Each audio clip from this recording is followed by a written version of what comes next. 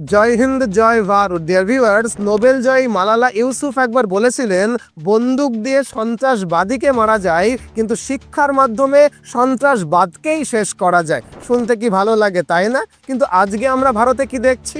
উচ্চশিক্ষিত পড়াশোনা জানারাও দেশ জুড়ে সন্ত্রাস করছে। দেশের 5 জন ডাক্তার ধরা পড়েছেন যারা সম্প্রতি দিল্লির লালকেল্লা টেরর আক্রমণের পরিকল্পনা করেছিল। ইঞ্জিনিয়ার ধরা পড়েছে যারা সরাসরি সন্ত্রাসী সংগঠনের সঙ্গে যুক্ত ছিল। এমনই বহু শিক্ষিত উগ্রপন্থীর তালিকা সামনে এসেছে যারা এমনকি বিদেশি বিশ্ববিদ্যালয় থেকে পড়াশোনা করে দেশে ফিরে এসে হাতে অস্ত্র তুলে নিয়েছে। এই ঘটনাগুলো আসলে কি প্রমাণ করে?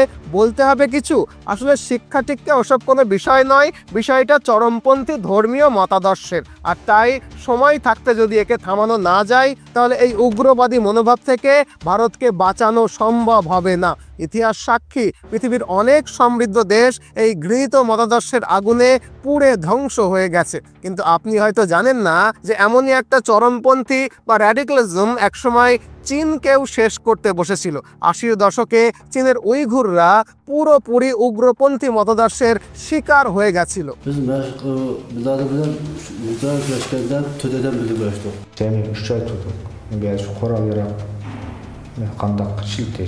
প্রাপ্তবয়স্ক উইঘুরদের পাশাপাশি এমনকি শিশুরাও ভয়াবহভাবে ব্রেন ওয়াশড হয়ে পড়েছিল। শুনলে চমকে উঠবেন যে উইঘুর শিশুদেরকেও তখন রীতিমতো আত্মঘাতী হামলার জন্য ব্যবহার করা হচ্ছিল।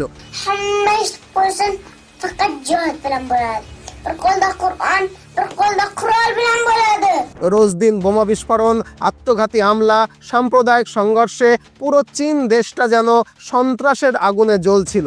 আর এই চরমপন্থী সন্ত্রাসের জ্বালায় অতিষ্ঠ হয়ে শেষমেশ চীন এই সন্ত্রাসী উইঘুর জনগোষ্ঠীকে দমন করতে কঠোর দমন অভিযান চালায়, যার প্রত্যক্ষ ফলে যেখানে 2014 সালের 1 বছরে প্রায় 40টি বড় টেরর অ্যাটাক হয়েছিল, সেখানে গত 8 বছরে একটাও বড় হামলা হয়নি।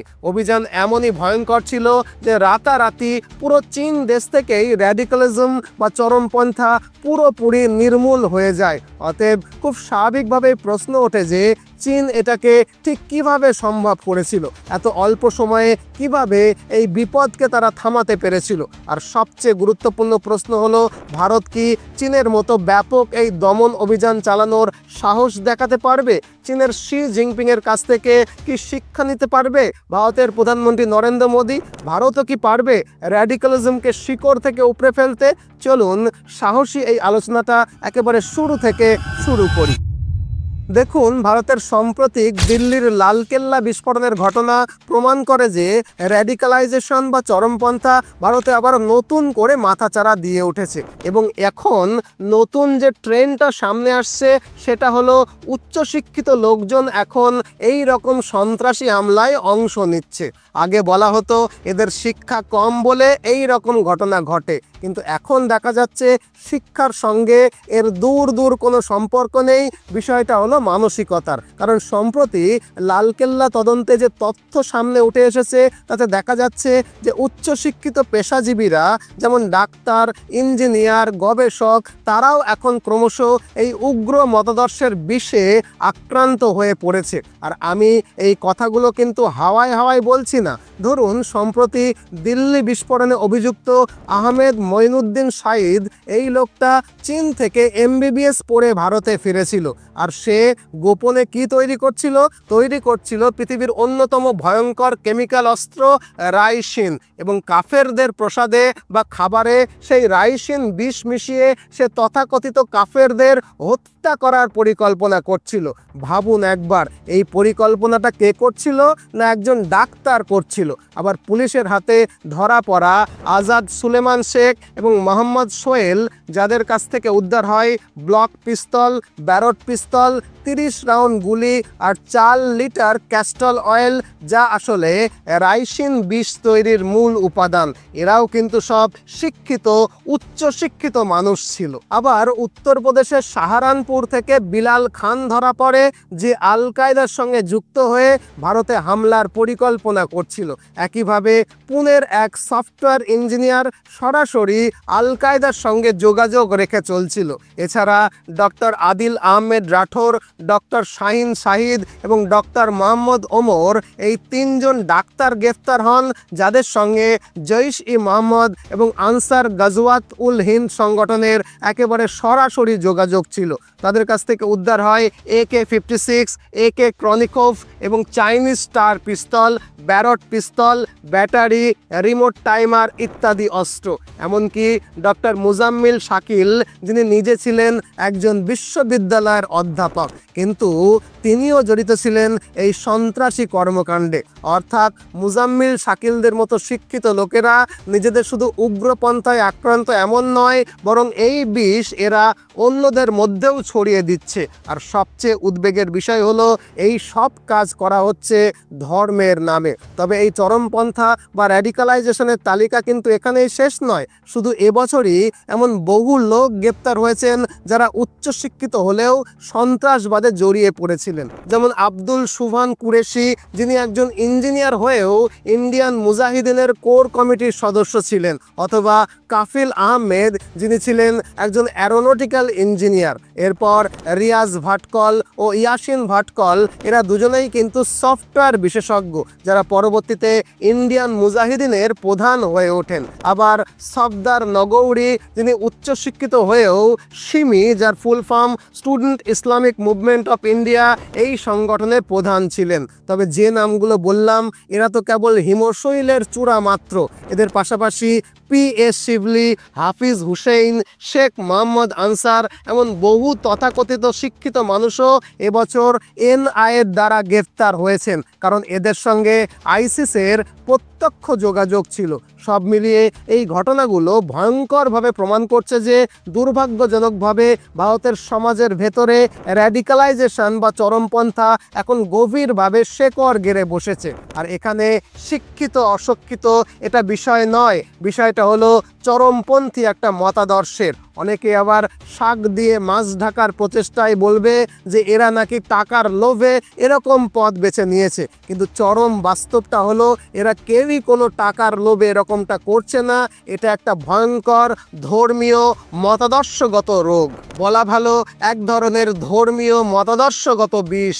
আর এই মানসিক রোগটাকে এখনই ভারত থেকে নির্মূল করা না গেলে পবিত্র ভারত ভূমিকে বাঁচানো সম্ভব হবে না। কিন্তু প্রশ্ন হলো এই বিষাক্ত মতাদর্শকে কিভাবে শেষ করা যাবে? সত্যি কথা বলতে কি, আজকে যেভাবে ভারত এই র্যাডিক্যালিজমের সঙ্গে লড়ছে, একসময় চীনও এই একই ভাইরাসে আক্রান্ত হয়েছিল।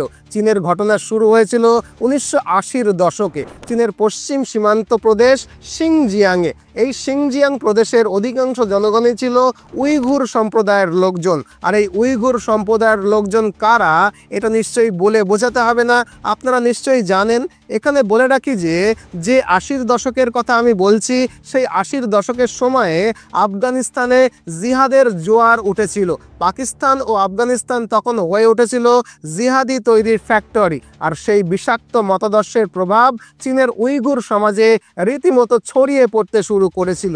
ধীরে ধীরে চীনের সিংজিয়াং প্রদেশে ধর্মীয় চরমপন্থা ও বিচ্ছিন্নতাবাদ দুটোই একসঙ্গে বাড়তে থাকে। শুধু তাই নয়, উইঘুর র্যাডিক্যালরা একটা আলাদা দেশ ইস্ট তুর্কিস্তান গঠনের স্বপ্ন পর্যন্ত দেখতে শুরু করে। তাদের দাবি ছিল আমাদের দেশ হবে একটা ধর্মীয় রিপাবলিক, যেখানে কেবল ধর্মীয় আইনে ধর্মীয় শাসন চলবে। আর এই লক্ষ্যে 1990 সালের দিকে উইঘুর জনগোষ্ঠীর র্যাডিক্যাল লোকেরা পাকিস্তান এবং আফগানিস্তানের সন্ত্রাসী প্রশিক্ষণ শিবিরে গিয়ে ট্রেনিং নিতে শুরু করে। কিছুদিনের মধ্যেই তারা চীনের ভেতরে প্রতিষ্ঠা করে একটা পৃথকবাদী সংগঠন ETIM, যার ফুল ফর্ম হচ্ছে ইস্ট তুর্কিমিস্তান ইসলামিক মুভমেন্ট। এই সংগঠনের প্রতিষ্ঠাতা হাসান মাউসুম প্রকাশ্যে ঘোষণা করে যে সিংজিয়াং এখন একটা ধর্মীয় রিপাবলিক হবে, আর যদি তা না হয় তবে চীনকে আমরা সম্পূর্ণ ধ্বংস করে দেব। আর এরপর থেকেই উইঘুর র্যাডিক্যালরা চীনের বিভিন্ন জায়গায় ভয়াবহ তাণ্ডব চালাতে শুরু করে। তারা বোমা হামলা, রাজনৈতিক হত্যাকাণ্ড এবং জনহত্যা শুরু করে। চীনা পুলিশ, কমিউনিস্ট পার্টির অফিসার এদেরকে ব্যাপকভাবে টার্গেট করা শুরু হয়ে যায়। চীনে তখন প্রতিদিনই কোথাও না কোথাও বিস্ফোরণ ঘটতো। উদাহরণস্বরূপ সকালে হয়তো বাজারে বিস্ফোরণ হলো, 39 জন নিহত হলো, হয়তো 94 জন আহত হলো, বিকেলে হয়তো কোনো স্টেশন চত্বরে বিস্ফোরণ ঘটে গেল। এর ফলে পুলিশ বহু উইঘুর লোকজনকে গ্রেপ্তার করে, যাদের কাছ থেকে বিপজ্জনক অস্ত্র এবং বিস্ফোরক উদ্ধার হতে থাকে। চীনের অবস্থাটা ছিল প্রায় সেই একই রকম যেমনটা আজকের ভারতের কিছু অংশে দেখা যাচ্ছে ইদানিংকালে। সময়ের সঙ্গে সঙ্গে চীনে এই র্যাডিক্যালিজম বা চরমপন্থা আরও তীব্র হয়ে ওঠে। তথ্য অনুযায়ী কেবল শিনজিয়াংয়ের উরুমুকি, কাশগড় এবং হোটান শহরগুলোতেই 200টির বেশি সন্ত্রাসী হামলা ঘটে। কোথাও বাসে বোমা ফাটানো হয়, কোথাও থানায় গ্রেনেড হামলা হয়, আবার কোথাও সাধারণ বাজারে বিস্ফোরণ ঘটে। প্রায় প্রতি মাসেই কোনো না কোনো জায়গায় বিস্ফোরণ ঘটত। চীনের মানুষ তখন এতটাই আতঙ্কিত হয়ে পড়েছিল যে তারা শহরের বাইরে যাওয়া তো দূরের কথা, নিজের এলাকায় পর্যন্ত চলাফেরা করতে ভয় পেত। কিন্তু দুর্ভাগ্যজনকভাবে ঘটনাগুলো তখনও থামেনি। 2000 সালের পর উইঘুররা আরও ভয়ঙ্করভাবে উগ্র হয়ে ওঠে এবং তারা গড়ে তোলে নতুন একটা সংগঠন, তুর্কিস্তান ইসলামিক পার্টি, TIP। এই গ্রুপটা সরাসরি আল কায়দার সমর্থন পেতে শুরু করে, আর এরপর তারা প্রকাশ্যে চীনের বিরুদ্ধে জিহাদের আহ্বান জানায়। Silagan bayrağını yolla bırakırmışım. Bayat ilan kılıp bayrağını çıkarıp şunu yasaş imkanı olsa bayrağını yasaf şu bayrak aldıdan niqab kalıttı. চীনের পরিস্থিতি এতটাই ভয়ানক হয়ে ওঠে যে সন্ত্রাসী হামলা ঠেকাতে চীন সরকারকে দেশব্যাপী রেড অপারেশন চালাতে হয়। তারপরেও হামলা থামছিল না, বরং বেড়েই চলছিল। উদাহরণস্বরূপ 2009 সালে উরুমকি শহরে উইঘুর জঙ্গিদের হামলায় 197 জন নিহত হয়। এর প্রতিক্রিয়ায় অন্যান্য চীনা শহরেও শুরু হয় রীতিমতো সাম্প্রদায়িক দাঙ্গা। প্রথম দিকে চীন সরকার বিষয়টাকে তেমন গুরুত্ব দেয়নি, আর ফলস্বরূপ এই র্যাডিক্যালিজম বা সাম্প্রদায়িক সংঘাতের আগুন শুধু শিনজিয়াং নয়, ধীরে ধীরে গোটা চীনে ছড়িয়ে পড়তে শুরু করে। এতে পুরো দেশটায় র্যাডিক্যালিজম বা চরমপন্থার শিকার হয়ে পড়েছিল। আমি কয়েকটা উদাহরণ দিচ্ছি। যেমন 2013 সালে বেজিংয়ের তিয়ান আনমেন স্কোয়ারে র্যাডিক্যাল উইঘুররা গাড়ি বোমা হামলা চালায়, এতে বহু মানুষের মৃত্যু হয়েছিল। এটা ছিল 10ই নভেম্বর ভারতের দিল্লির লালকেল্লা আত্মঘাতী হামলার মতোই সিমিলার একটা হামলা। এর কয়েক মাস পরে কুনমিং রেলওয়ে স্টেশনে উইঘুররা ছুরি হাতে গণহত্যা চালায়। সেখানে 31 জনের বেশি চীনা নাগরিক মারা যায় এবং 140 জনের বেশি আহত হয়। এটাও ছিল পরিকল্পিত আত্মঘাতী ধাঁচের হামলা। চীনের অবস্থা এতটাই খারাপ হয়ে গিয়েছিল যে 2014 সালের মধ্যে, অর্থাৎ 1 বছরের মধ্যেই চীনে 37টি বড় সন্ত্রাসবাদী হামলা হয়ে যায়, যেখানে 3300-র বেশি মানুষ প্রাণ হারায়। অর্থাৎ যে র্যাডিক্যাল মতবাদ আগে শুধু শিনজিয়াং প্রদেশে সীমাবদ্ধ ছিল, এখন তা পুরোপুরি চীনে ছড়িয়ে পড়ে। আর এরকম অসংখ্য হামলার কারণে চীনের সীমান্ত ও আভ্যন্তরীণ নিরাপত্তা পরিস্থিতি রীতিমতো অনিশ্চিত হয়ে পড়েছিল। আজ যেমন ভারতের কিছু ধর্মীয় শিক্ষিত মানুষরা চরমপন্থার দিকে ঝুঁকছে, তেমনি চীনেও বহু শিক্ষিত উইঘুররা কট্টর ধারণায় বিশ্বাস করতে শুরু করেছিল। অবস্থাটা এতটাই খারাপ হয়ে যায় যে শুধু প্রাপ্তবয়স্ক নয়, শিশুদেরকেও এইসব র্যাডিক্যাল শিক্ষা দেওয়া শুরু হয়ে যায়।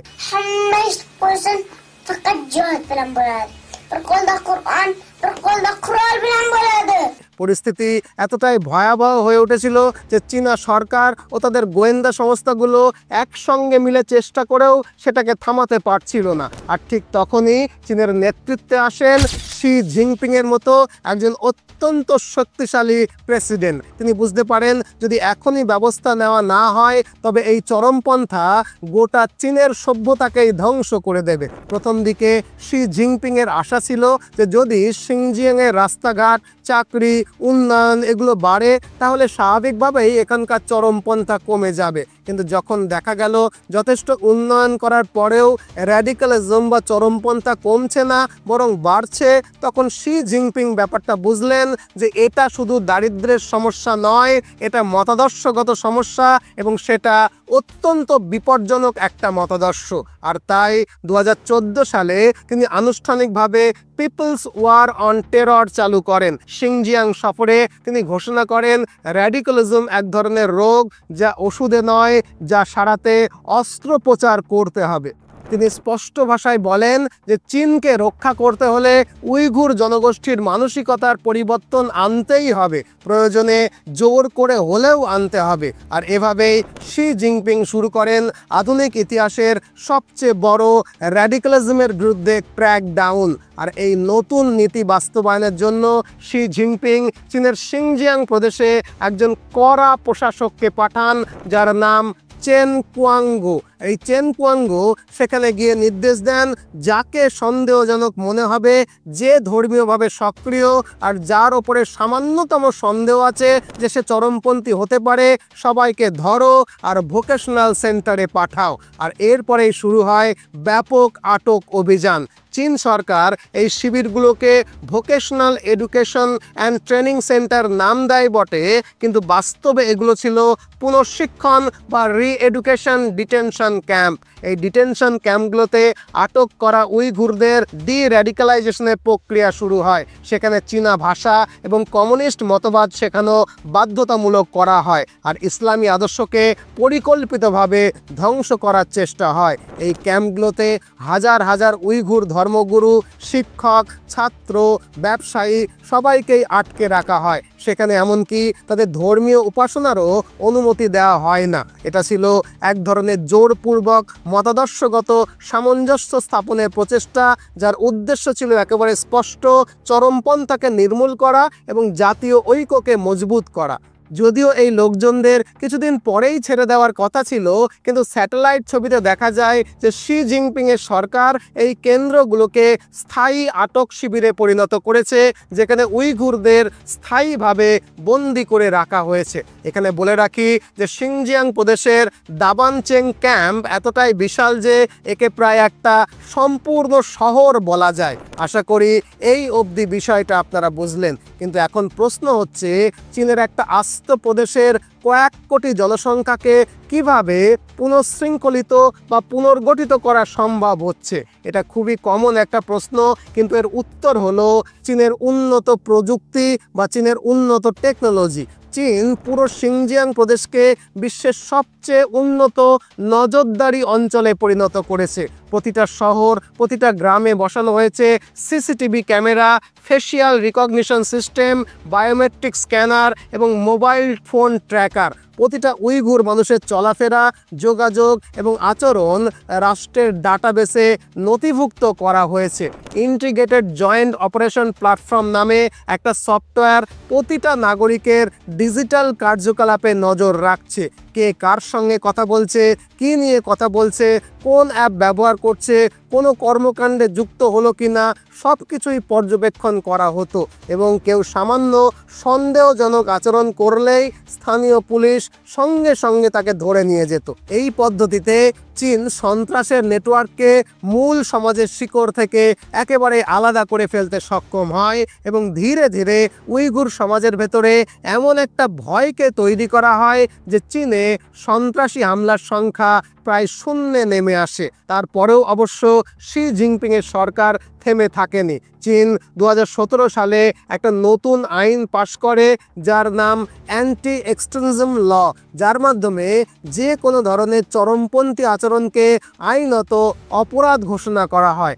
এই আইনের অধীনে যদি কেউ র্যাডিক্যাল কর্মকাণ্ডে বা চরমপন্থী কর্মকাণ্ডে জড়িয়ে পড়ে ধরা পড়তো, তাকে কঠোর থেকে কঠোরতম শাস্তি দেওয়া হতো। কিন্তু এই আইনে কিছু অবাক করার মতোও বিষয় ছিল, যেমন লম্বা দাড়ি রাখা, হিজাব পরা, হালাল সার্টিফিকেশনস ব্যবহার করা, এমনকি মোহাম্মদের মতো একটা রীতিমতো পপুলার ইসলামিক নাম রাখা পর্যন্তকে নিষিদ্ধ করা হয়েছিল এই নতুন আইনে। তবে এখানেই শেষ নয়। চীনের কমিউনিস্ট সরকার কোরআনের একটা নতুন কমিউনিস্ট অনুমোদিত অনুবাদ প্রকাশ করে এবং ঘোষণা করে এখন থেকে চীনে কেবল এই সংস্করণটাই বৈধ, যেটা করা পৃথিবীতে কেবল চীনের পক্ষেই সম্ভব হয়েছে। পাশাপাশি মসজিদ এবং মাদ্রাসাগুলোকেও সরকার কঠোরভাবে নিয়ন্ত্রণের আওতায় আনে, যাতে কোনোভাবেই চীনে নতুন করে র্যাডিক্যাল বা চরমপন্থী চিন্তা ছড়াতে না পারে। একই সঙ্গে জনসংখ্যা নীতি নিয়েও কঠোর পদক্ষেপ নেওয়া হয়। শি জিনপিং জানতেন যে ডেমোগ্রাফি ইজ ডেস্টিনি, তাই তিনি উইঘুর সংখ্যাগরিষ্ঠ এলাকায় জন্মহার ব্যাপকভাবে কমিয়ে দেন। সরকারি নথি অনুযায়ী 2015 থেকে 2018 সালের মধ্যে হোটান ও কাশগড় অঞ্চলে জন্মহার 80% বেশি হ্রাস পায়। তাছাড়া জনসংখ্যার ভারসাম্য আনতে সরকার সেখানে হান চীনা অভিবাসনকে বাড়িয়ে দেয়। তাদের চাকরি, বাড়ি এবং আর্থিক সংস্থান করে সিনজিয়াং প্রদেশে চীনের হান জনগোষ্ঠীকে স্থায়ী হতে উৎসাহিত করে। তবে এই কঠোর পদক্ষেপগুলো নেওয়ার পর পশ্চিমা দেশগুলো, জাতিসংঘ ও আন্তর্জাতিক মিডিয়ায় চীনের তীব্র সমালোচনা করতে শুরু করে। যুক্তরাষ্ট্র চীনের ওপরে তো নিষেধাজ্ঞা পর্যন্ত আরোপ করে, কিন্তু চীন কিন্তু 1 ইঞ্চিও পিছিয়ে যায়নি। শি জিনপিং স্পষ্ট জানিয়ে দিয়েছিলেন, আমরা থামব না যতক্ষণ না পর্যন্ত র্যাডিক্যালাইজেশনকে শিকড় থেকে উপড়ে ফেলতে পারছি। আর তিনি যে শুধু মুখে বলেছিলেন এমন নয়, কাজেও করে দেখিয়েছিলেন। কেন বলছি কথা? কারণ 2017 সালের পর চীনে আর কোনো বড় সন্ত্রাসবাদী হামলা ঘটেনি।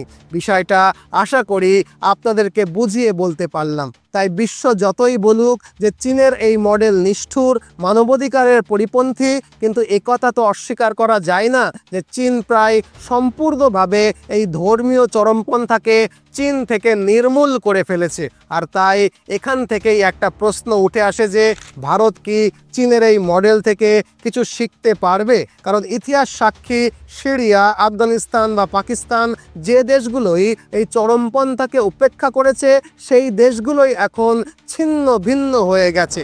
সৌদি আরবের মতো দেশও এখন চরমপন্থাকে কঠোরভাবে নিয়ন্ত্রণ এবং কঠোরভাবে দমন করছে। সৌদি প্রিন্স মোহাম্মদ বিন সোলেমান সৌদি আরবে সাধারণ থেকে সাধারণ নিয়মকানুনও বদলে ফেলছে, যে নিয়মকানুন থেকে চরমপন্থার উদ্ভব হতে পারে। যেমন আজকে সৌদি আরবে ধর্মীয় ওয়াজ মাহফিলে চরমপন্থী বক্তব্যের ওপরে চরম নিষেধাজ্ঞা জারি করা হয়েছে। যে কোনো রকমের উগ্রবাদী কাজের জন্য কঠোর শাস্তিমূলক ব্যবস্থা নেওয়া হচ্ছে, ইত্যাদি ইত্যাদি। কিন্তু কেন করা হচ্ছে এরকম? কারণ তিনি উপলব্ধি করেছেন যে চরমপন্থী মতাদর্শ যে কোনো দেশকে কোনোভাবেই উন্নতির দিকে নিয়ে যেতে পারে না। আর তাই ভারত আজ যেখানে দাঁড়িয়ে আছে, 80-র দশকে সেই একই মোড়ে কিন্তু দাঁড়িয়েছিল চীন। চীনের মতো আজকের ভারতেও এখন সেই একই রকমের ধারা লক্ষ্য করা যাচ্ছে।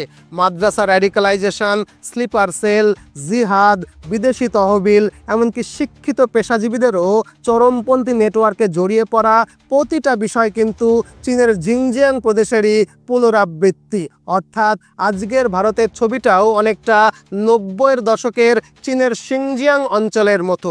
পার্থক্য শুধু একটাই, চীন সময় থাকতে বিপদটাকে চিনে ফেলেছিল, আর আমরা আজও চিনব কি চিনব না, করব কি করব না, এই রকমটা করে যাচ্ছি।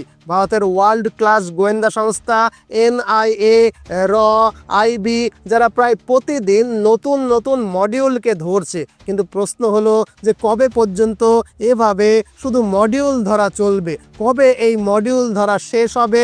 কবে শেষ হবে সব কিছু? এই প্রশ্ন কিন্তু আমার নয়, এই প্রশ্ন তুলছে আপামর ভারতবাসী। এর শেষ তখনই সম্ভব যখন ভারতও চীনের মতো স্পষ্ট অবস্থান নেবে, বিচ্ছিন্নতাবাদের প্রতি জিরো টলারেন্স নীতি নেবে। দেখুন, আমি বলছি না যে ভারতকেও চীনের মতো হুবহু একই পদক্ষেপ নিতে হবে। ভারতের পদ্ধতি কিছুটা আলাদা হতে পারে, কিন্তু সময় থাকতে পদক্ষেপ কিন্তু নিতেই হবে। এখন ভারতের সবচেয়ে বড় সমস্যা হলো আমরা তোষণ নীতিকেই সবসময়ই ধর্মনিরপেক্ষতার মুখোশ পরিয়ে দিই। আমরা চরমপন্থী ভাবধারাকে ধর্মীয় স্বাধীনতার নামে উপেক্ষা করি, অথচ আমরা বারবার ভুলে যাই যে এই ভুলটাই ইউরোপ ও চীন দুই জায়গাতেই ভয়াবহ ফল দিয়েছিল।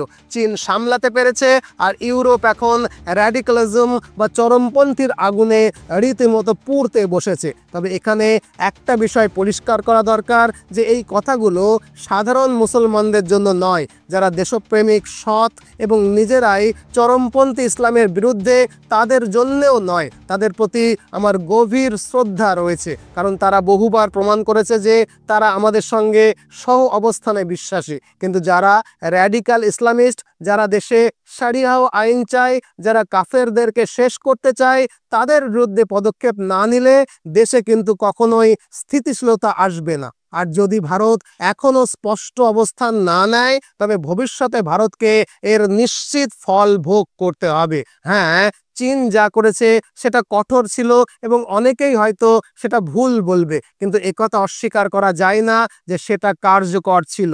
আজ চীন তার আগামী প্রজন্মকে দিয়েছে একটা স্থিতিশীল, শান্ত আর নিরাপদ একটা দেশ। ভারতেরও এখন সেই স্পষ্টতা দরকার। পদ্ধতি আলাদা হতেই পারে, কিন্তু উদ্দেশ্যটা হতে হবে চীনের মতোই দৃঢ় উদ্দেশ্য। তো এই হলো পুরো অ্যানালিসিস। এখন আপনাদের কাছে আমার প্রশ্ন, এই পুরো বিষয়ে আপনাদের মতামত কি?